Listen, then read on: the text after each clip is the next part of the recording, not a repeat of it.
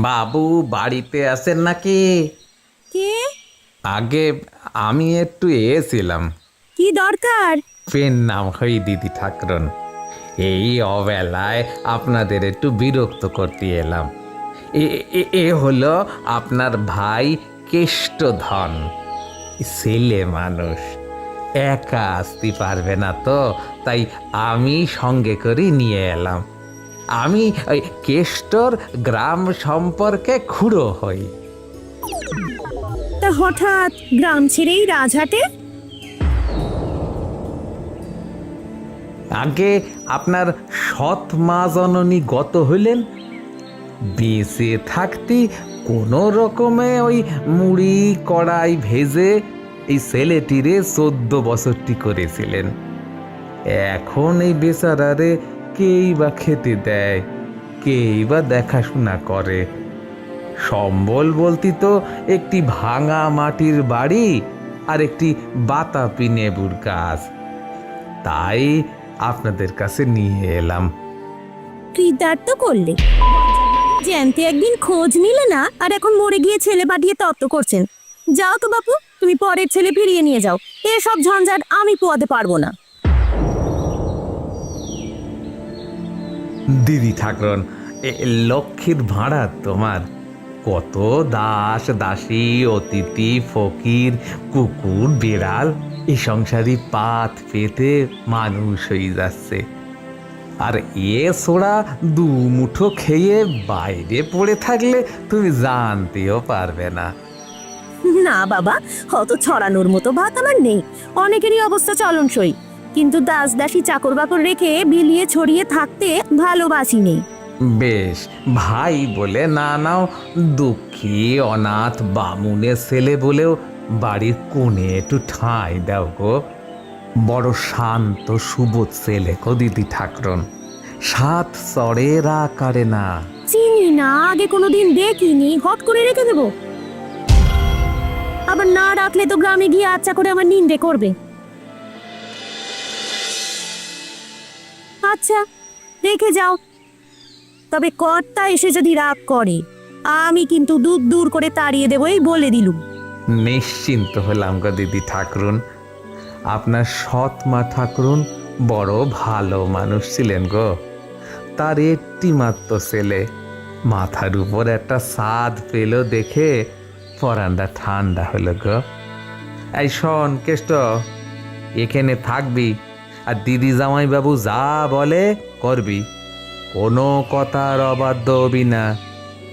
ইনারা দরাজ মনের মানুষ, তাই আজকালকার দিনেও ঘর সংসার সামলে একটা প্রাণ রক্ষা করতে রাজি হয়েছেন। আচ্ছা, আসি গো দিদি ঠাকরুন, চলি রে কেষ্ট।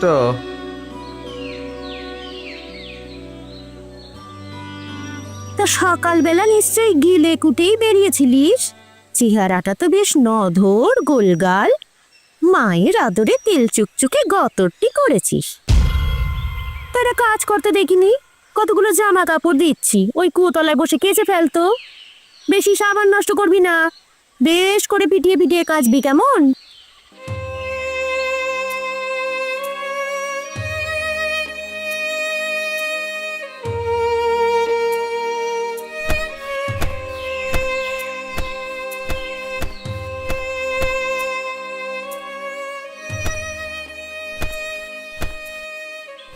বড় বউ, এসে গেছো? অনেক বেলা হয়েছে, চান করে ভাত খেয়ে নাও।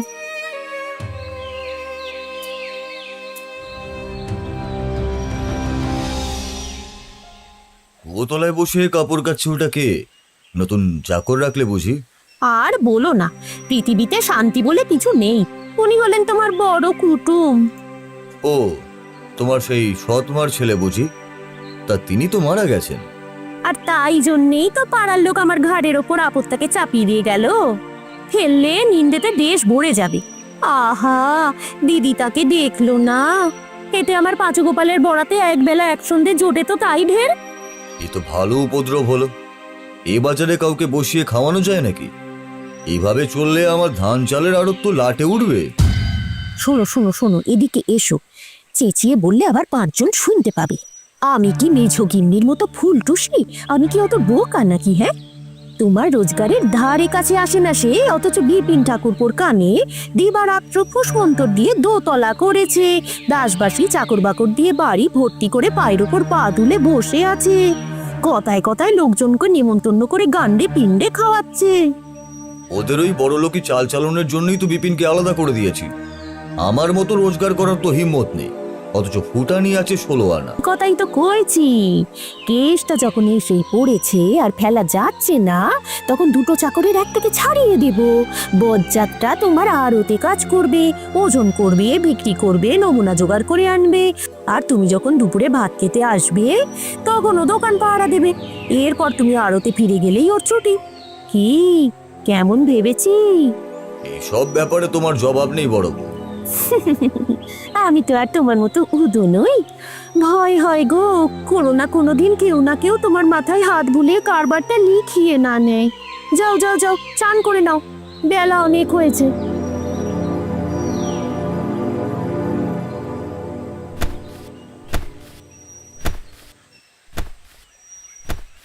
কিরে, ভালো করে কাটছিস তো, নাকি 4টে সাবানের ছেঁড়ার দোকানে কাপড়গুলো দপারপা করছিস? কাকে বলছো দিদি? কুয়োতলায় বসে কাপড় কাচ্ছে, ওটি কে? ওই মানে মুখের ভাব তোমার মতোই তো দিদি। বলি, বাপের বাড়ির কেউ নাকি? হে, আমার বই মিত্র ভাই। ওরে ও ছোড়া, আরে ও কেষ্ট, এদিকে আয় দেখি, তোর মেয়ের দিদিকে একটা প্রণাম করে যা। কি অসভ্য ছেলে রে বাবা, গুরুজনকে একটা নমস্কার করতে হয়। কি রে, তাও কি তোর মা শিখিয়ে দিয়ে মরেনি রে? মনো যাক, হাবা কালা নাকি? কাকে প্রণাম করতে বললুম আর কাকে এসে করলে? থাক থাক থাক, হয়েছে ভাই হয়েছে। চিরজীবী হও। আহা, একে দিয়ে কি কাপড় কাচিয়ে নিতে আছে দিদি? একটা চাকর ডাকুনি কেন? আমি তো আর তোমার মতো বড় মানুষ নই মেজো বউ, যে বাড়িতে 10-20টা দাস দাসী আছে। আমাদের গেরস্ত ঘরে। ওমা, কি মা? শিবুকে একবার এ বাড়িতে পাঠিয়ে দে তো মা। বট ঠাকুর আর পাঁচুর ময়লা কাপড়গুলো কুয়োর জলে কেচে এনে শুকোতে দিক। দিদি, এবেলা কেষ্ট আর পাঁচু গোপাল আমার ওখানে খাবে। সেই স্কুল থেকে এলেই পাঠিয়ে দিও, আমি ততক্ষণ একে নিয়ে যাই। হ্যাঁ শোনো, ওর মতো আমিও তোমার দিদি হই কেষ্ট। এসো আমার সঙ্গে এসো।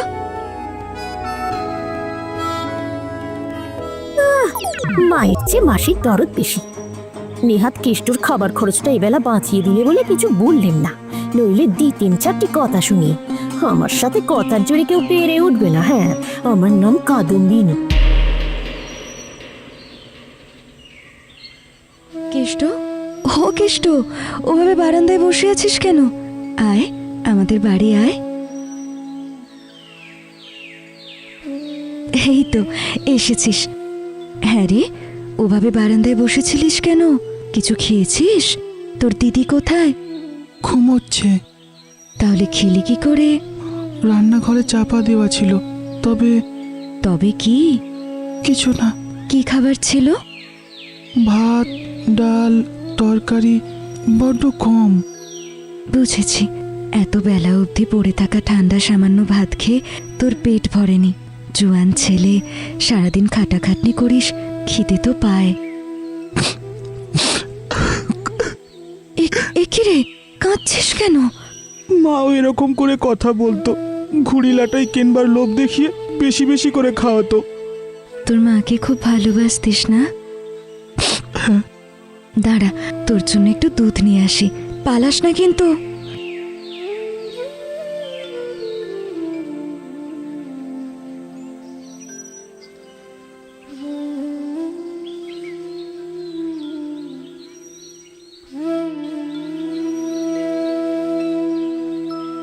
এখন ভালো লাগছে? হ্যাঁ রে, তোকে বুঝি দিদি আরতির কাজে লাগিয়েছে? আর কি করতে হয় তোকে? বাড়ির বাসন মাজা, ঘর মোছা, কাপড় কাচা, ঘুরে ঘুরে মালের নমুনা আনা। এইটুকু ছেলেকে দিয়ে এত কাজ, বাড়ি আসিস কখন? জামাইবাবু দুপুরবেলা বাড়িতে খেতে আসেন, আমি আড়তে থাকি। উনি আড়তে এলে আমি ফিরি। তারপর ওই ছব্বার খাবার। এরকম ভাবে চললে তো তুই অসুখে পড়ে যাবি কেষ্ট।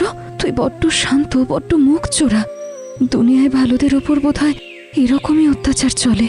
শোন, খিদে পেলে সোজা আমার কাছে চলে আসবি। আসবি তো? একদম লজ্জা করবি না। এই মিজ দিদি যতদিন আছে তোকে আমি ভাতে মরতে দেব না। আমার মাথার দিব্যি রইল ভাই, আজ থেকে আমাকে তোর মরা মা মনে করবি। এখন যা।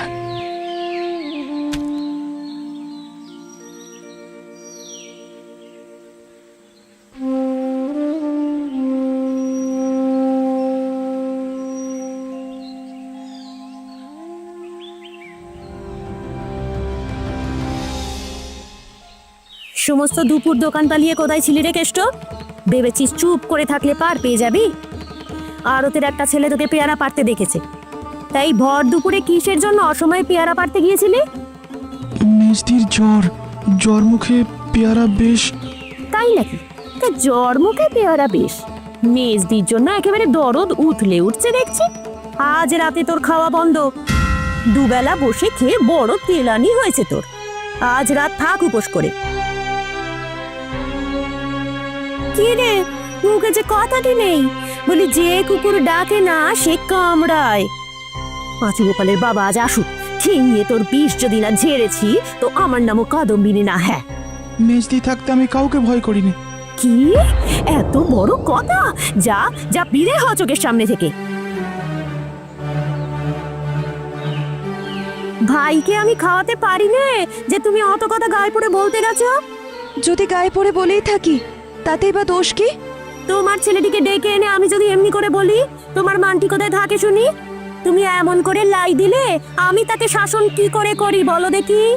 দিদি, 15-16 বছর একসঙ্গে ঘর করছি। তোমাকে আমি চিনি। পেটে মেরে আগে নিজের ছেলেকে শাসন করো, তারপরে পরের ছেলেকে করো। তখন গায়ে পড়ে কথা কইতেও যাব না। আমার পাঁচু গোপালের সঙ্গে ওর তুলনা, দেবতার সঙ্গে বাঁদরের তুলনা। এরপরে আরো কি যে তুমি বলে বেড়াবে তাই আমি ভাবি মেজো বউ। কে দেবতা কে বাঁদর সে আমি জানি, কিন্তু কিন্তু আর আমি কিছুই বলবো না দিদি। যদি বলি এই যে তোমার মতো নিষ্ঠুর, তোমার মতো বেহায়া মেয়ে মানুষ আর সংসারে নেই। বেহায়া আমি? হ্যাঁ, যিনি রাত দিন করছেন তিনি এর বিহিত করবেন। মায়ের চেয়ে মাছির দরদ বেশি। আমার ভাইয়ের মর্ম আমি বুঝিলে, বোঝে পড়ে। কখনো ভালো হবে না বলে দিলুম। ভাই বোনে ঝগড়া বাঁধিয়ে দিয়ে দাঁড়িয়ে দাঁড়িয়ে মজা দেখলে ধর্মে সইবে নাই বলে দিচ্ছি। এর মধ্যে চুপ করে গেলে কেন দিদি? ভগবান হয়তো শুনতে পাননি। আর খানিকক্ষণ ধরে আমার সর্বনাশ কামনা করো। বড় ঠাকুর ঘরে আসুন, তিনি শুনুন। ইনি ঘরে এসে শুনুন। এর মধ্যেই হাঁপিয়ে পড়লে চলবে কেন দিদি? আমি কি কোনো সর্বনাশীর নাম মুখে এনেছি? মুখে আনবে কেন দিদি? মুখে আনবার পাত্রী তুমি নও, কিন্তু তুমি কি ঠাউরাও? একা তুমিই সেনা, আর পৃথিবী শুদ্ধ নেকা। ঠেস দিয়ে কার কপাল ভাঙছো সে কি কেউ টের পায় না?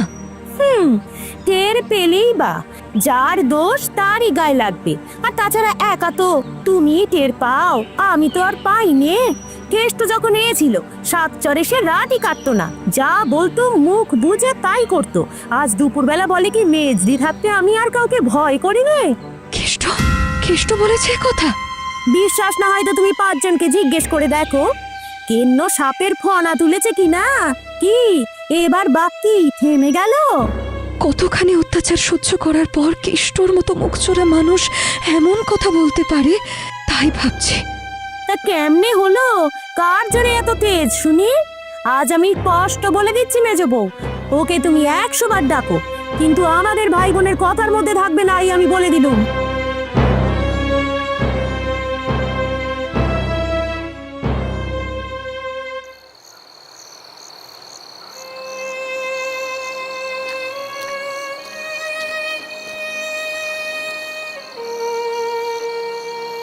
মা, তুমি এসেছো? মা, আমাকে তোমার কাছে নিয়ে চলো।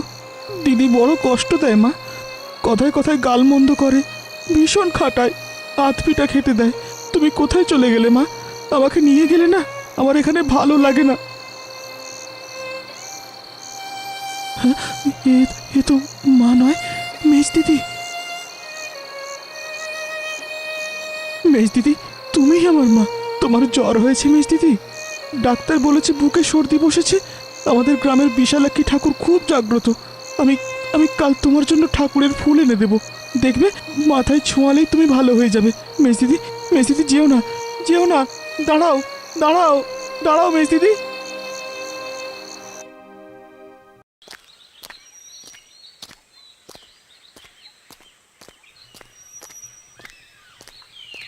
এই যে মেজে বউ, বউটানের ভাইকে নিয়ে কি কাণ্ড বাঁধিয়ে বসে আছো? কারো কথা শুনবে না। যেখানে যত হতভাগা লক্ষ্মী ছাড়া আছে, দেখলেই তার দিকে কোমর বেঁধে দাঁড়াবে। রোজ রোজ আমার এত হাঙ্গামা সহ্য হয় না। আজ বউঠান আমাকে না হোক 10 কথা শুনিয়ে দিলেন, বৌঠান হক কথা কবে বলেন যে আজ তোমাকে না হক কথা বলছেন? কিন্তু আজ তিনি ঠিক কথাই বলেছেন। তোমার স্বভাব জানি তো, সেবার বাড়ির রাখাল ছোঁড়াটাকে নিয়ে এরকম করলে। মতি কামারের অমন বাগানখানা তোমার জন্যই মুঠোর ভেতর থেকে বেরিয়ে গেল। উল্টে পুলিশ থামাতে 100-150 ঘর থেকে গেল। তুমি নিজের ভালো মন্দও কি বোঝো না? কবে এ স্বভাব যাবে তোমার? হ্যাঁ, আমার স্বভাব যাবে মরণ হলে, তার আগে নয়। আমি মা, আমার কোলে ছেলে পুলে আছে, মাথার উপরে ভগবান আছেন। কে রে ওমা?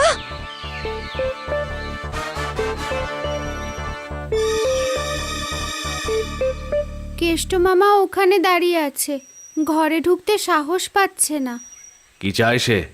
কাল রাত্রিরে নাকি খায়নি, তাই। এখানে কি দান চত্বর খোলা হয়েছে নাকি? যেতে বলো ওকে। দাঁড়াও মা, এই 4টি পয়সা নিয়ে যা। কেষ্টকে বল দোকান থেকে যেন কিছু কিনে খেয়ে নেয়, আর খিদে পেলে আর আসতে বারণ কর। ওর মেজদির এমন জোর নেই যে বাইরের মানুষকে এক মুঠো ভাত দেয়।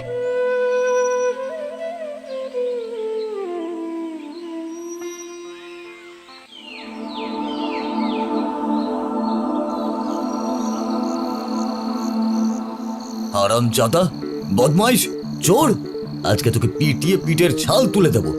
ভেবেছিস কি তুই আমাদের খাবি, আমাদেরই পড়বি, আবার আমাদেরই পয়সা চুরি করবি? বড্ড বড় বেড়েছে তোর। আজকে তোর বদমাইশি ঘুচিয়ে দেবো, মেরে একেবারে হাড় গোড় ভেঙে দেবো তোর। নষ্টামির জায়গা পাও না বেয়াদব। এদিকে মুখ দিয়ে কথা সরে না, অথচ শয়তানি আছে 16 আনা। আর করবি? চুরি করে বল, নি যাবে বল আর করবি? করিনি না।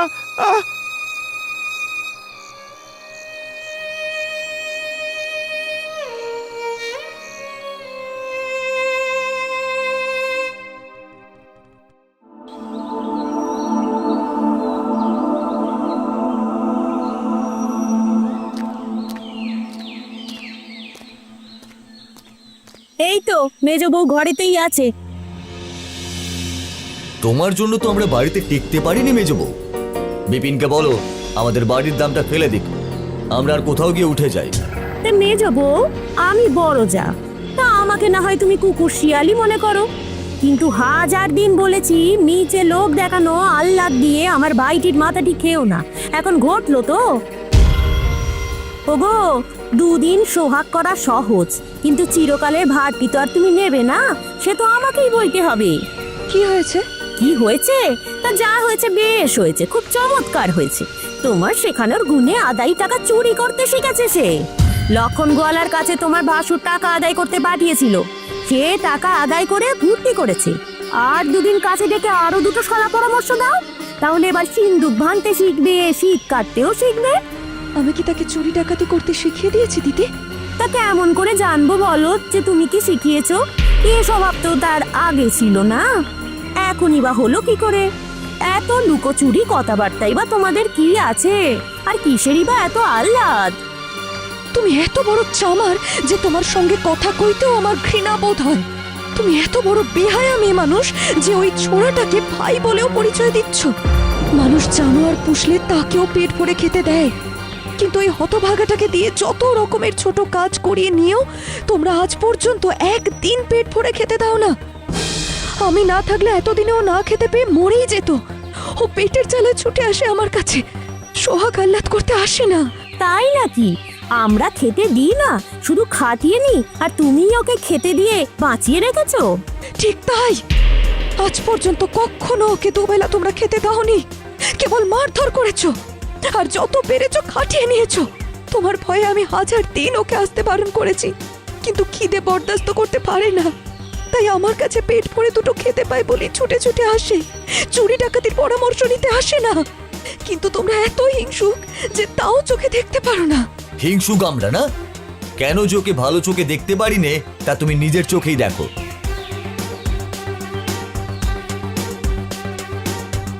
মেজ বউ, তোমার শেখানোর গুণেই ও আমার টাকা চুরি করে তোমার ভালোর জন্যে কোন একটা ঠাকুরের পুজো দিয়ে প্রসাদ এনেছে। এই নাও দেখো। মা গো, কি মিটমিটে শয়তান, কি ধরিবার ছেলে। বেশ তো মেজ বউ, এখন তুমি বলো না যে কি মতলবে ও চুরি করেছে। ও কি আমার ভালোর জন্য করেছে? বদমাইশ, চোর! আমি তোকে চুরি করতে শিখিয়ে দিয়েছি? হ্যাঁ, কতদিন তোকে আমার বাড়ি ঢুকতে বারণ করেছি, কতবার তোকে তাড়িয়ে দিয়েছি। আমার এখন নিশ্চয়ই বোধ হচ্ছে তুই তুই চুরির মতলবে যখন তখন ওকে মেরে দেখতিস। কি যে বেড়াল, কেমন করে জানবো মেজ বউ যে তুমি ওকে বাড়িতে ঢুকতেও বারণ করেছো? ও বলে বেড়ায় মেজদি আমাকে আমার মায়ের চেয়েও বেশি ভালোবাসে। হ্যাঁ, টাকা 3টে চুরি করে কোত্থেকে দুটো ফুল টুল কুড়িয়ে এনেছে দেখো। চলো গো, এই হারামজাদা চল, আজ তোকে সিধে করেই আমার শান্তি হবে।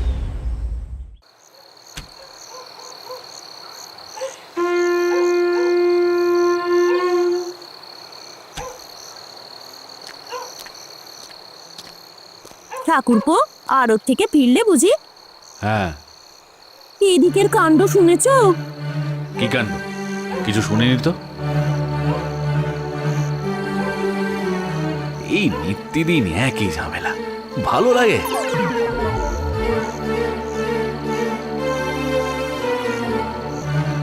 বাবা মা আজকে জ্বরে অজ্ঞান হয়ে গেছিল। সে কি, 3-4 দিন জ্বর ছিল না তো? তুই যা, আমি বসছি। কি গো, কেমন বোধ করছো এখন? তুমি কাঁদছো কেন? সেরে যাবে। সে কথা নয়, কোনোদিন তোমার কাছে কিচ্ছু চাইনি, আজ এই অসুখের উপর একটা ভিক্ষে চাইছি, দেবে? কি চাই?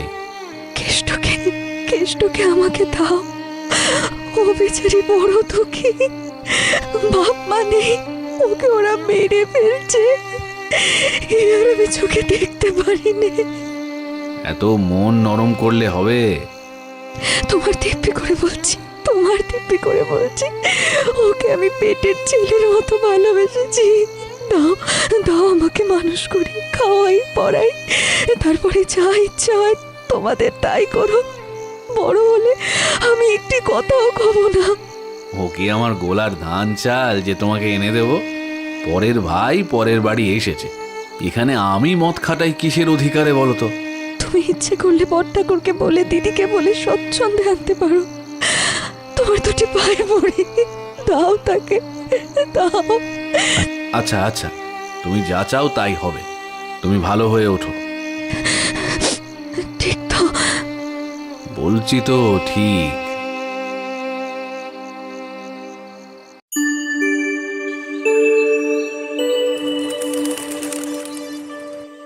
আরতে চললে? হ্যাঁ। মার খেয়ে কেষ্টর ভারী জ্বর হয়েছে, তাকে আমি আমার কাছে নিয়ে আসছি। আরে তাকে এ বাড়িতে আনবার দরকার কি? যেখানে আছে সেখানেই থাক না। কাল রাত্রে যে তুমি কথা দিলে তাকে আশ্রয় দেবে। হ্যাঁ, সে কে যে তাকে ঘরে এনে পুষতে হবে? তুমিও যেমন। ওসব পাগলামি ছাড়া দাদারা ভারী চটে যাবেন।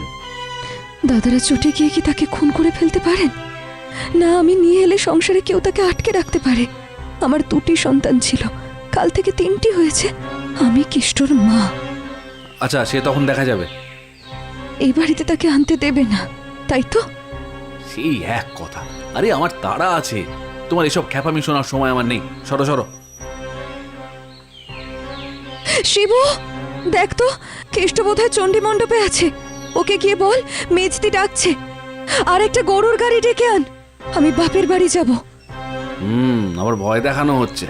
আমি চললাম। দুগ্গা দুগ্গা।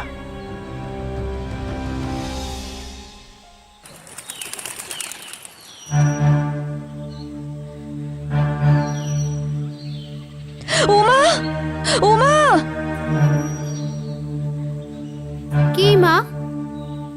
আজ আমি কেষ্ট মামাকে নিয়ে ওদের গাঁয়ে যাব। তুই আর ভাই সাবধানে থাকিস। আচ্ছা মা।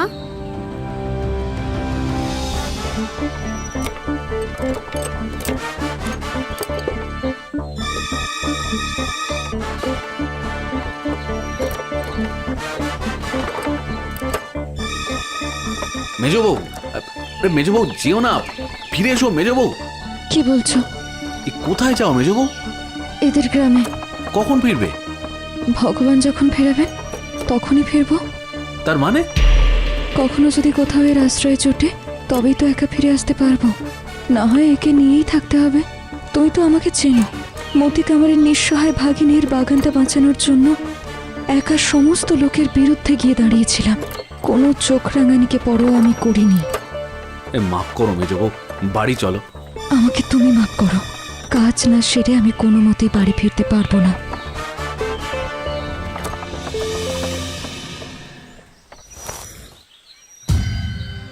কেষ্ট, তোর মেজদিকে তুই বাড়িতে ফিরিয়ে নিয়ে আয় ভাই।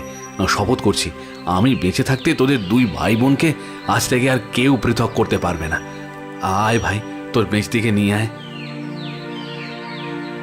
মেজদি, জামাইবাবুকে প্রণাম কর। আমি গাড়িতে গিয়ে বসলাম, বাড়ি ফিরতে হবে যে। তুমি গাড়িতে যাও, আমি আর কেষ্ট এটুকু রাস্তা হেঁটে আসছি।